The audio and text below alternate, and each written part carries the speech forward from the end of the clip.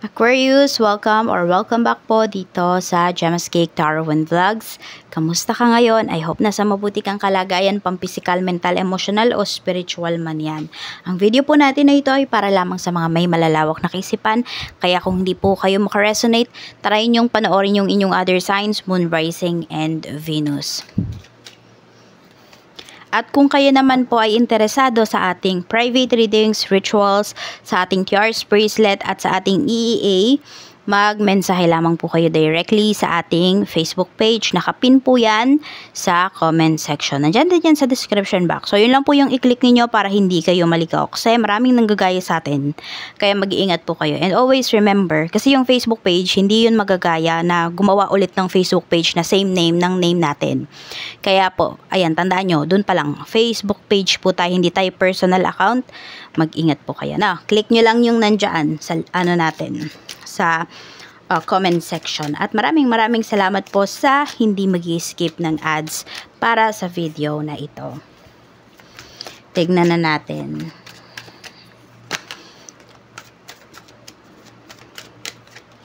We have 5 of Wands. Maraming kumukontra sa inyo dito.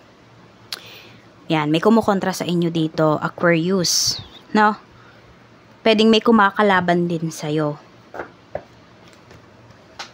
May tao dito na ang tingin sa'yo kakumpetensya. Or pwedeng yung mga nasa paligid mo, ganyan yung tingin nila sa'yo. So marami po dito na mga tao na gusto kang pabagsakin, gusto kang hilahin talaga. Yung down ka ba, ganyan. Meron din ba dito nag-aaway-aaway yung family members ninyo and natotoksika na kayo, gusto niyo nang umalis?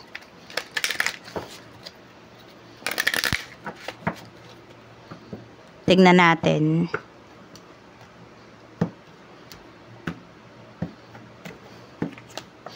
We have no.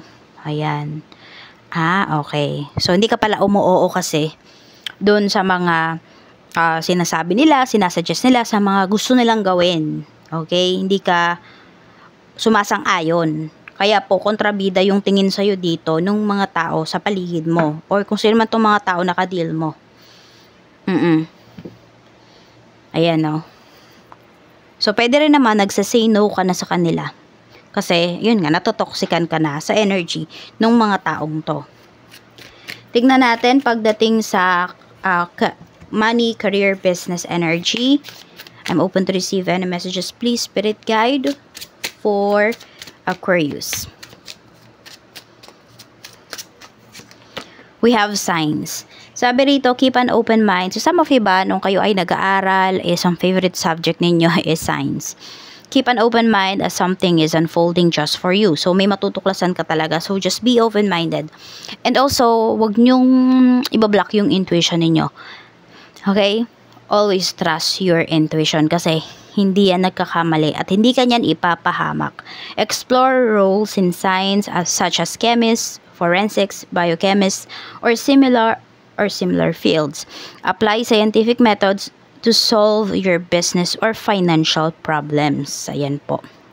So, gamitan nyo daw ng scientific methods.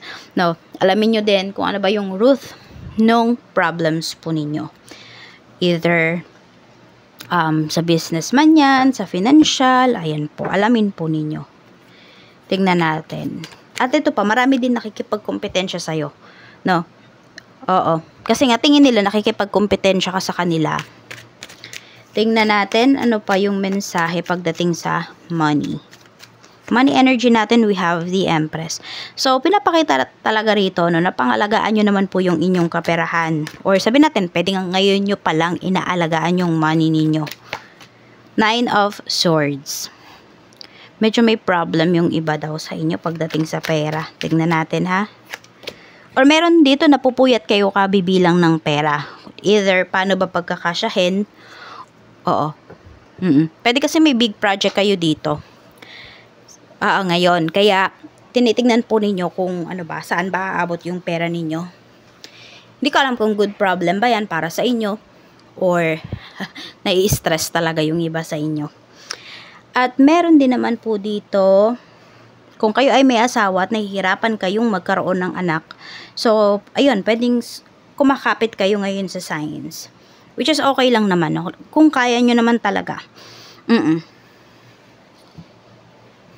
Oh yes, meron po dito Aquarius na pwedeng hindi talaga kayo mabuntis naturally. Yan, sa mga babae po dyan.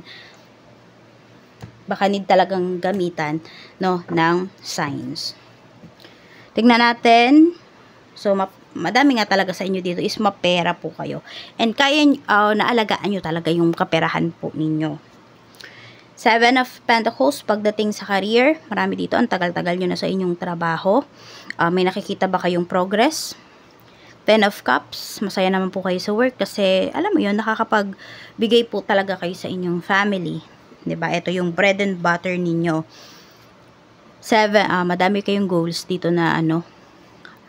Okay, so ang gaganda ng mga nangyayari sa life ninyo. Kaya naman Aquarius, maraming dumidikit sa inyo at gusto ring makisalo doon sa sweetness na nararanasan po ninyo. Doon sa blessings na binibigay po sa inyo. Ayan, 7 of Cups. Ang dami mo rin namang na pursue, ang dami mo din namang na-reach na goals because of your work. Kaya ano na din naman, matyaga ka talaga dito pagdating sa trabaho mo. Yan. Hindi mo iniisip na kailangan tumaas yung position ko, tipong ganyan. Hindi. Ang sayo lang talaga is makapag-provide ka para sa family mo. At sabihin natin, konting luho, ganun. Hindi ka masyadong naghahangad dito ng ng sobra-sobra. Pagdating sa, ayun, yung position ba? Parang ayaw mo nun no? Siguro natatakot ka rin kasi mas madaming obligation. Ganyan.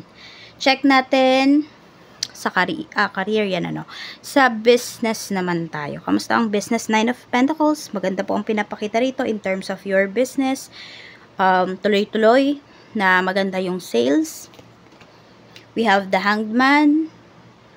Maganda yung sales ninyo pero ayun, ang dami nyo naman kasing sinacrifice dito. 4 of Swords. Kampante. Kampante, may peace of mind kayo dito sa inyong negosyo. Alam mo yung parang wala ka nang mahihiling pa. Yun lang kasi, yung iba naman sa inyo, parang naghahanap naman kayo ng twist, ng challenge pagdating dito sa inyong negosyo. Ganun. Or siguro hindi challenge, kung hindi, pwede pang ibenta, ganyan. Yan mahal na mahal nyo yung inyong negosyo. So, mahalin nyo po talaga kasi madami pa yung ibibigay sa inyo. Tignan natin, pagdating naman sa love life. Sa love life. So, ingatan nyo po yung inyong pangalan ha, kasi mukhang may sira dito sa name mo, Aquarius. Kaya, ingatan mo yung mga clients mo.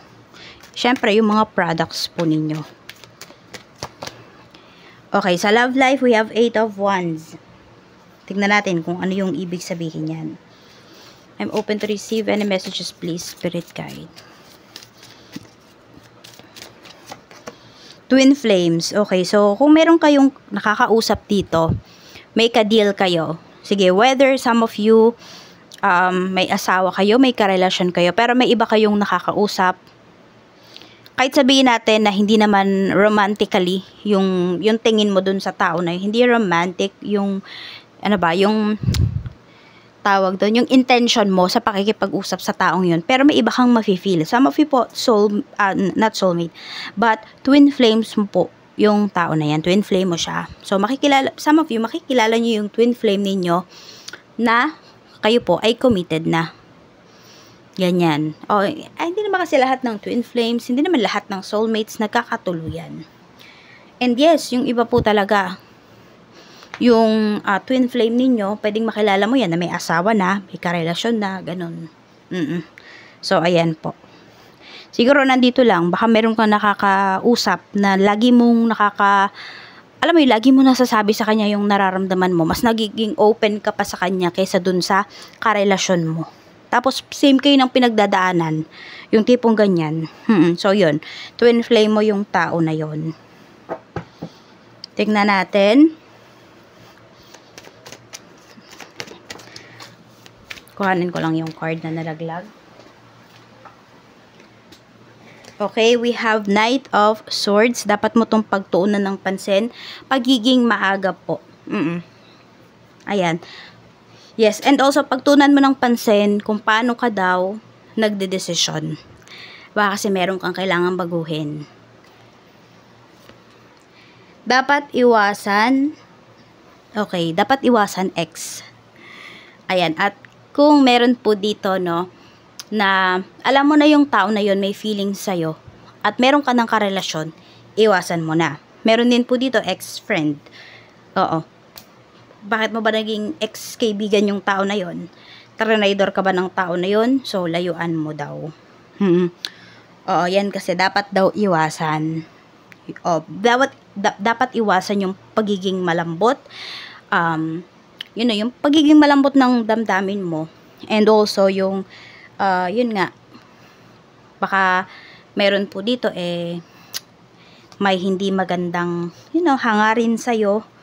May nag-evil eye kasi sa'yo rito, na pwedeng gustong bumalik sa life mo. So, mag-iingat ka, Aquarius. Kasi, yun nga, tingnan mo kung bakit ba nawala yung tao na yun sa life mo. 'Di ba? Ano ba yung dahilan? So, dun pa lang dapat matuto ka na. So, ayan lang po. Maraming salamat. Ingat ka and more blessings to come.